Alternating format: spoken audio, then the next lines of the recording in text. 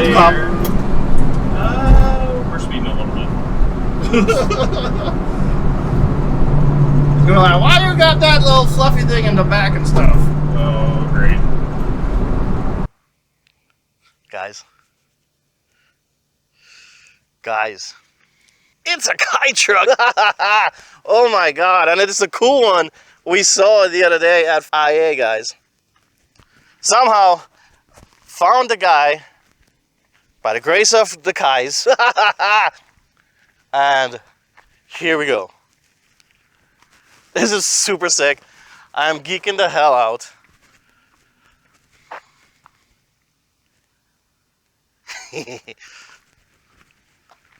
Just look at it. Would you just look at it? The lights on top, everything. The wheels, the fitment. Oh, man. Gosh. It's so nice. And I haven't even told you the coolest part about this darn thing.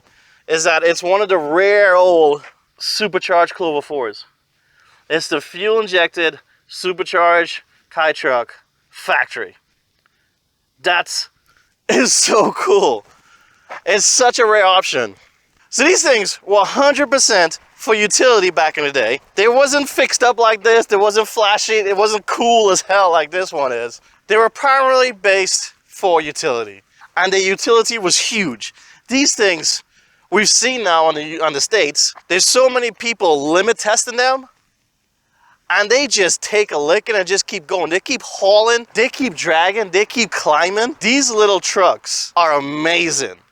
If you guys are new to kite trucks, please let me start a rabbit hole for you. These little things are in a subcategory of 666cc engines. So there's a body restriction, there's a engine restriction, and what it gives you a different tax bracket, a cheaper vehicle. A lot of people bought these for their farms, their businesses. They tore them the hell up. So right now, finding a really good one is kind of hard, but when you do find a clean gem, they're beautiful. And people are buying them and customizing them. People even buying them for their farms. They're not even registering them for the road. The uses are so crazy. They come with 600cc and 666cc engine or less, 4-speed or 5-speed, some with AC, farm vehicle, not the best creature comforts. So this one here is a Subaru Sambar. We have a Suzuki Carry, we have the Honda Acty, we have the Mitsubishi something or the other. Nissan, unfortunately, wasn't in the game this early. They kind of joined in, or I think they are buying a model from another manufacturer. But anyhow, we are talking about this awesome vehicle today. A 1990 Subaru Supercharged Sandbar. Holy crap. It's super rare, guys. Like I said, these things are for utility. So you just want the cheapest options. You just want to just buy a truck, tow some shit, haul some shit, whatever. Very rare option, as well as the Suzuki Carry had a very small number of turbo ones. And these things aren't very powerful at all. The owner dynoed it the other day, and it was 44 horsepower. But those are 44 mighty as fuck horsepowers. So let's take a second. Let's bring Clayton up in here, and let's let him tell us what he's done to this. How did he get it? The whys, the reasons, the how, why I'm geeking over it so much. So guys, this is Clayton. He is the creator of this beautiful machine that I'm gushing over. What can you tell me about this? So it's a 1990 Subaru Sambar. It's a KS3. There's KSs and KVs. The S's are two-wheel drive, the V's are four-wheel drive. But I've had a few of them, fell in love with them, and I'd been looking for a supercharged one for a while. Actually went and was going to test drive another car. The guy had this hidden back behind his barn, fresh off the shipping container. It had only been stateside for less than a week.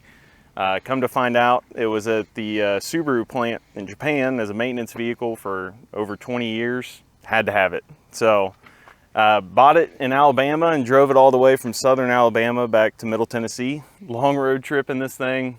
Oh, you didn't tow it? Didn't tow it, Oh, drove it all the way back. So one thing I have to say, I have to stop him there, is that these things are not highway cruisers. They're around the town, in the back roads, up hills and downhill vehicles. The gearing on these are really low. Yes. It kind of reminiscence of the back of the days with the 3 gears on Yes. all those older cars. It really rings up high. But sorry, go ahead. Yeah, no, so got it all the way back, slowly over time, did everything. I've only had it for a year, and in the year that I've had it, it went from 30,000 kilometers, and now it's sitting at about 64,000.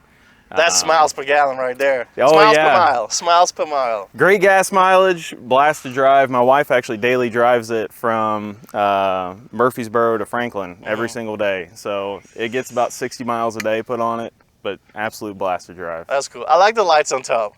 I just Thank like everything about it. Everything it did. The wheels, the paint color, So bed liner. everything about it is done on a budget. Basically, the kind of the story behind this was wanted to build kind of my version of a rice car that I always wanted to build when I was in high school, and this is what it came up with. So everything on it is pretty much Amazon, eBay, Etsy, all on a budget. But Yeah. it turned out really clean, and no, I couldn't be happier with it.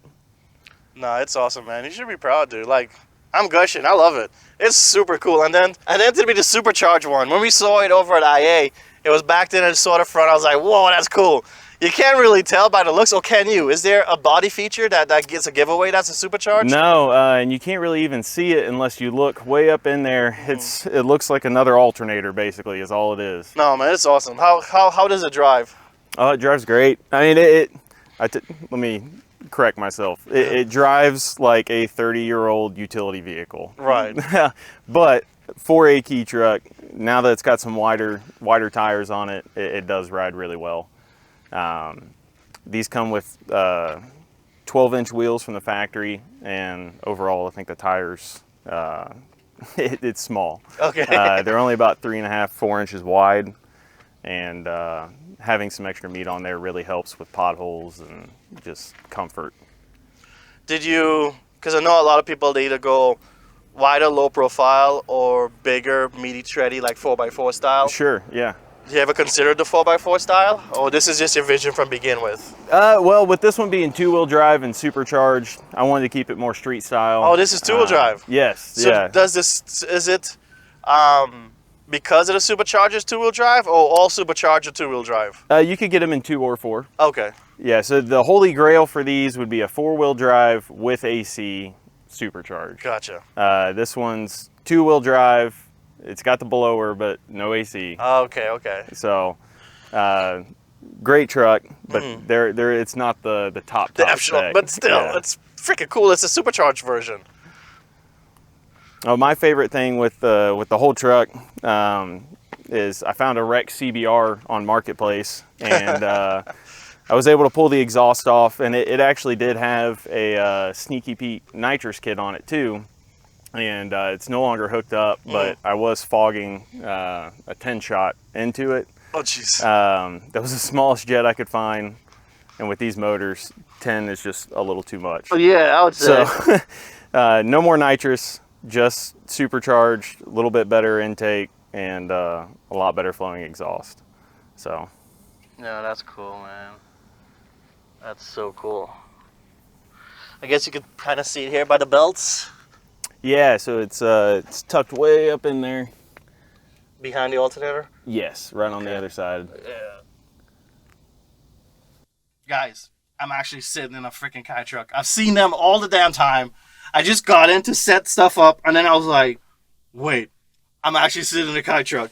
And the Sambar is actually the most comfortable one, the one with the most legroom, right? Yeah, the cabs are definitely bigger on the sandbars. The Acties probably have the best build quality on the inside, but if you want space, sandbars are kind of the way to go. Yeah, I think you're a taller person. You're over... About 6'2". Right, so yeah, you have a lot of legroom there. It looks like Yeah. you're comfortable. I'm 5'9". I could probably be comfortable in an Acty, but tall guys, definitely, if you want to get a kite truck, get a Sambar. Or else you kind of be up like this, right? Yeah, deep dish steering wheel is the That would the help. key. Yeah, because that would be actually lower here, too. Yeah, yep. That's sure. cool. All right, well, let's go ahead and start this bad boy up, and let's see what you got. We're trying to be the loudest, bestest thing. We're just trying to enjoy this beautiful thing. And once again, I haven't mentioned it yet, but this is for sale.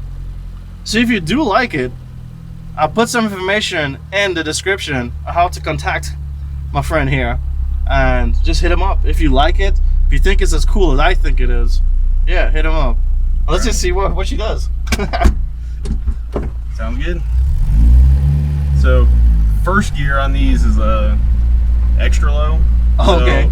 So pretty much, unless you're climbing up a hill, you want to start in second. Oh, okay. So It feels so cool. This is awesome. It's just the vantage, the viewpoint, everything.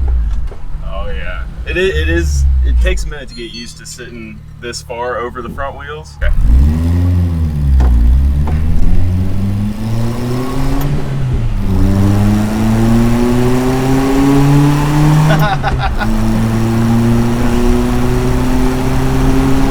Really gotta ring them out to enjoy them. Yeah.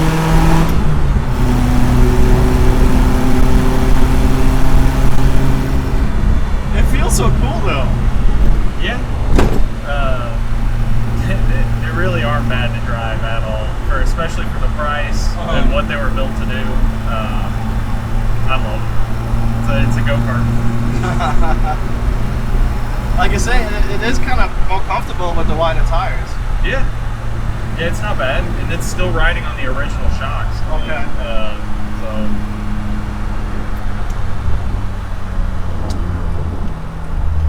The other thing I love about these is the parts prices are so cheap. When I first imported this one, I did water pump, timing belt, plugs, wires, cap, all the basic maintenance. Okay. And all in, I think it cost me like $300. Oh, nice. Where were you able to pick up the parts at?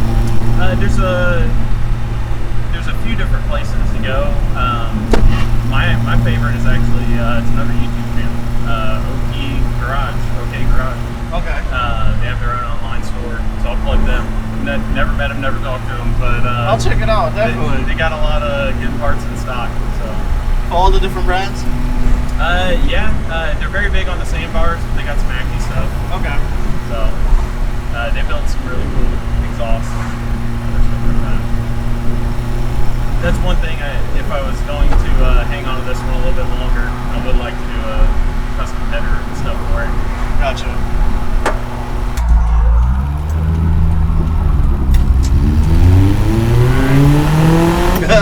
Pedal to the metal. Let's go!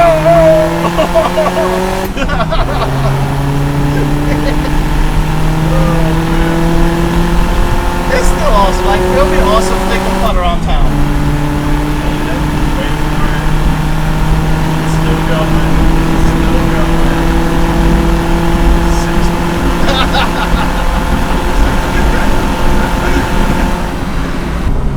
But the key to driving these on American roads is just rev the piss out of them. Oh, really? Just stay high up in there. Yeah. Have you driven any other Kai trucks? So, Yeah, I've driven. I think the only one I haven't driven at this point is the Mitsubishi mini cabs. okay. I've driven the Daihatsus, the Hondas, the Acties. I just said Hondas. But I definitely, I don't know. I'm just a Subaru fanboy, I guess. But I really like the sandbars. Nice. So, beside the Subaru fanboyism, is there anything? What about the sandbar you prefer the most? For me, it's definitely the cabin space. Right. Being a little bit bigger guy, just driving the others. I feel like the 4-cylinder doesn't have to work quite as hard, you know, versus the 3. But I also like that the engine is truly a rear engine. You know, it's all the way behind the axle, or like right on top of it. Plus, it probably keeps the cab cooler too, not sitting on top of the engine. Yeah. Did you have a heat issue with the other ones, or felt more heat? No, no, you can feel a little bit more vibration. Just sitting right on top of everything. Yeah, I guess that makes sense. Yeah. But yeah, the engine back there probably more weight to give it more traction. Yes. Now, you can't slide this thing around pretty easy in the rain. which is fun. But it can be a little sketchy. Right.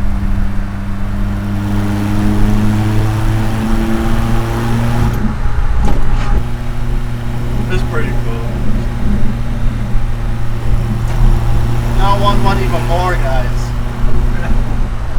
My channel knows how much I love these things. All my friends send me memes and all kind of shit about them.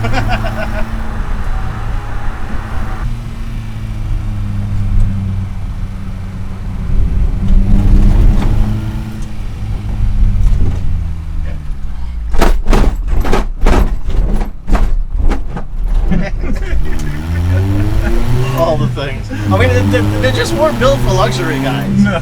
That's the charm of it, you know. They just remind you how old and raw cars could be. So in morning commutes, you said you use it. Does it work well in morning commutes, or do people blow the horn at you a lot? Well, the worst thing about daily driving this, and it's not really a bad thing, because it changes your mood, but like let's say you had a bad day at work, if you try and drive home angry, it's not possible, because everybody's rolling their windows down, they want to talk to you, Nice. giving you thumbs up, all that stuff. So if you want to be pissed off about something, it's not the best car for that. Yeah, especially no angry driving, can't just ring out the gears and just go stupid. Yeah. But even if you're giving it everything it's got, it's going to be hard to escape if you are trying to get away from somebody. Yeah.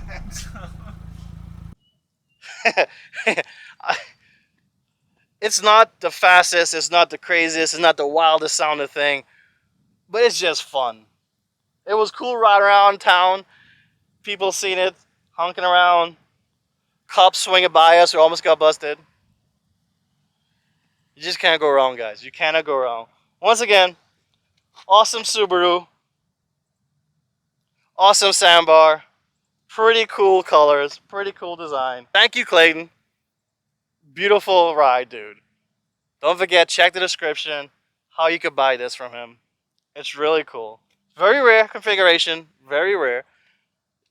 So cool that even the workers at the plant took it off the line just to put around for years. That's just sick.